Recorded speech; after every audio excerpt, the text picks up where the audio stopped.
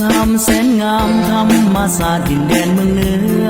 สุขใจเหลือเมื่อได้มาเทิงอุดมใสเห็นความงามของธรรมศาสตร์สดใสน้ำโคเจ้านังลินไหลน้ำใจประสาแสนงาม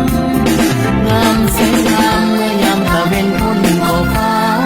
งามท้องนาเหลือสุดสายตาเขียวอุ่มทุ่งงามสาวเมืองไซน้องหัวยุ่งน้องเอ๋ยเห็นหน้าแสงแข่งขันกันกับเพศสายงามฟ้าป่าดงแดนนี้สดชื่นชีวิตใหม่ได้มาประชาชนทุกคนสร้างสร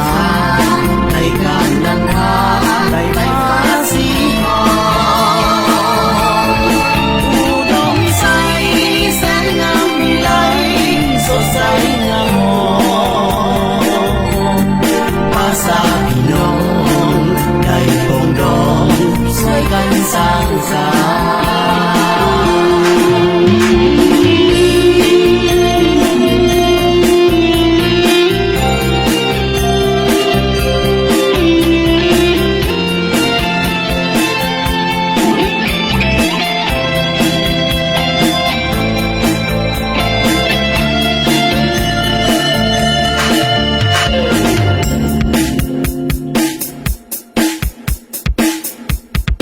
งามแสนงามธรรมศาสตร์ดินแดนเมืองเหนือ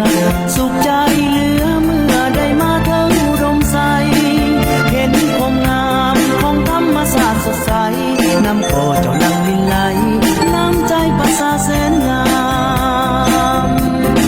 งามแสนงามเมื่อยามตะเวนพ้นขอบฟ้า